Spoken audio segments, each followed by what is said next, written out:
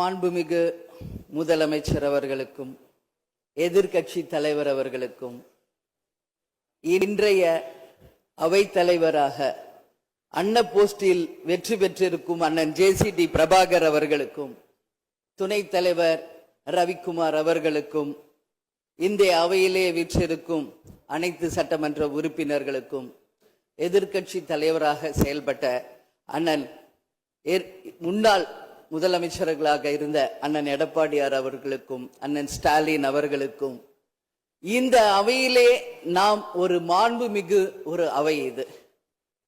இந்த தமிழ்நாட்டின் வரலாறை இந்த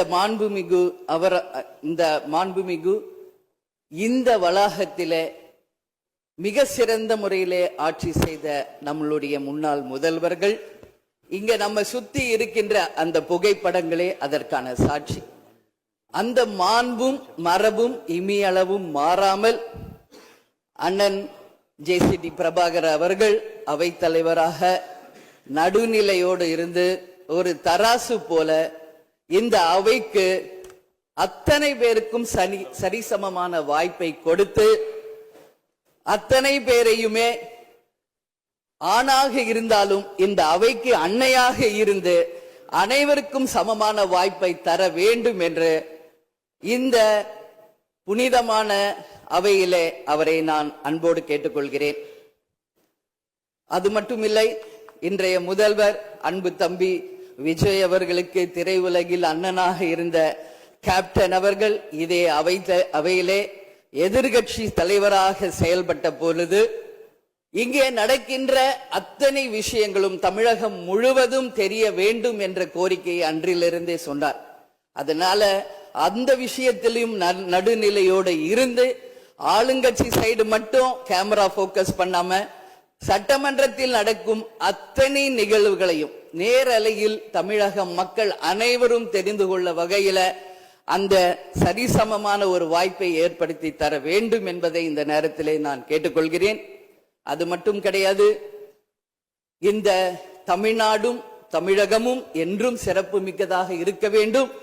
எனவே என்னுடைய முதல் கோரிக்கை, இனிமேல் தமிழ்நாட்டில் நடக்கும் அத்தனை நிகழ்வுகளிலும் நமது தமிழ் தாய் வாழ்த்துக்கு முதல் இடத்தை கொடுத்து பிறகு மற்ற மொழிகளுக்கு முக்கியத்துவம் தர வேண்டும் என்பதை இந்த நேரத்தில் நான் ஒரு கோரிக்கையாக இந்த அவையில் வைக்க கடமைப்பட்டிருக்கிறேன்.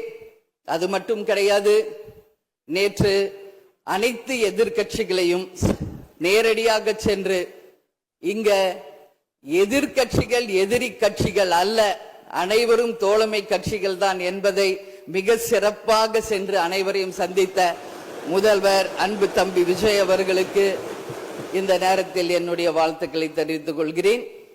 அது மட்டுமில்ல, இந்த அவை தமிழ்நாட்டுக்கும் தமிழக மக்களுக்கும் நீதியையும் நேர்மையும் நிலைநாட்ட வேண்டும் என்பதையும் இந்த நேரத்தில் தெரிவித்துக் கொண்டு, நாளை நடக்க இருக்கும் பெரும்பான்மையில் வெற்றி பெற்று அன்பு தம்பி விஜய் அவர்கள் மிக சிறப்பாக நம் நாட்டிற்கு பணியாற்ற வேண்டும் என்பதை இந்த நேரத்திலே நான் தெரிவித்துக் கொள்கிறேன்.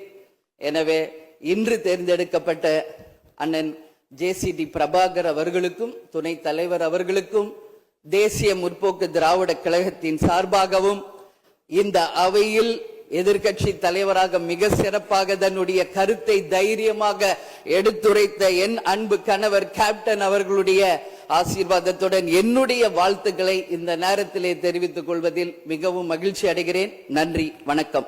மாண்புமிகு முதலமைச்சர் அவர்களுக்கும் எதிர்கட்சி தலைவர் அவர்களுக்கும் இன்றைய அவைத் தலைவராக அன்ன போஸ்டில் வெற்றி பெற்றிருக்கும் அண்ணன் ஜேசிடி பிரபாகர் அவர்களுக்கும் துணைத் தலைவர் ரவிக்குமார் அவர்களுக்கும் இந்த அவையிலே வீற்றிருக்கும் அனைத்து சட்டமன்ற உறுப்பினர்களுக்கும் எதிர்கட்சி தலைவராக செயல்பட்ட அண்ணன் முன்னாள் முதலமைச்சர்களாக இருந்த அண்ணன் எடப்பாடியார் அவர்களுக்கும் அண்ணன் ஸ்டாலின் அவர்களுக்கும் இந்த அவையிலே நாம் ஒரு மாண்புமிகு ஒரு அவை இது.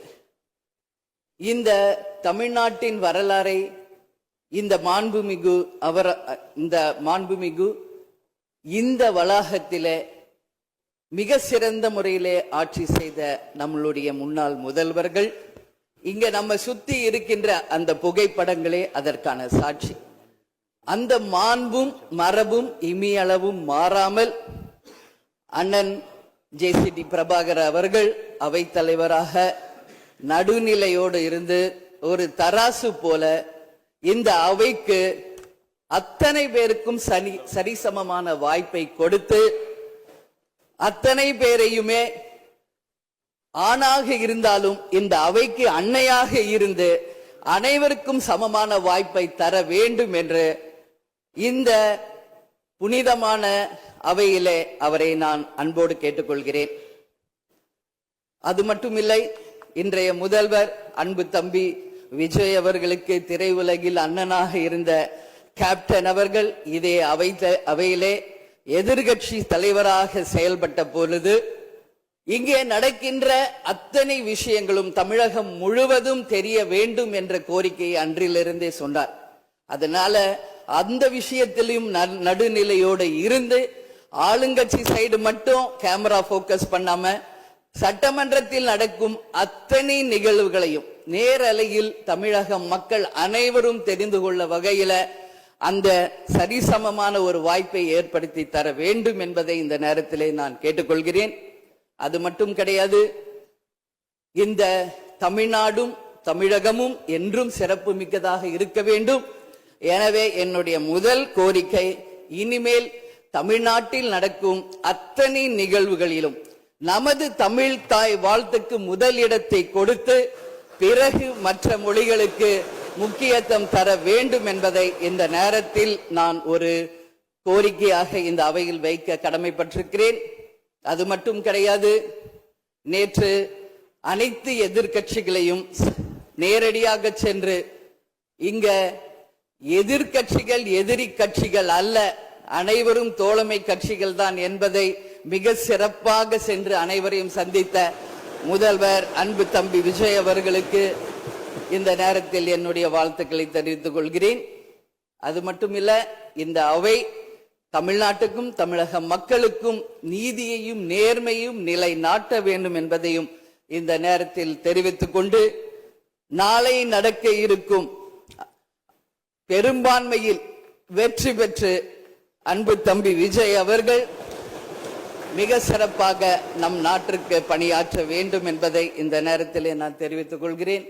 எனவே இன்று தேர்ந்தெடுக்கப்பட்ட அண்ணன் JCD பிரபாகர் அவர்களுக்கும் துணை தலைவர் அவர்களுக்கும் தேசிய முற்போக்கு திராவிட கழகத்தின் சார்பாகவும் இந்த அவையில் எதிர்கட்சி தலைவராக மிக சிறப்பாக தன்னுடைய கருத்தை தைரியமாக எடுத்துரைத்த என் அன்பு கணவர் கேப்டன் அவர்களுடைய ஆசீர்வாதத்துடன் என்னுடைய வாழ்த்துக்களை இந்த நேரத்திலே தெரிவித்துக் கொள்வதில் மிகவும் மகிழ்ச்சி அடைகிறேன். நன்றி, வணக்கம்.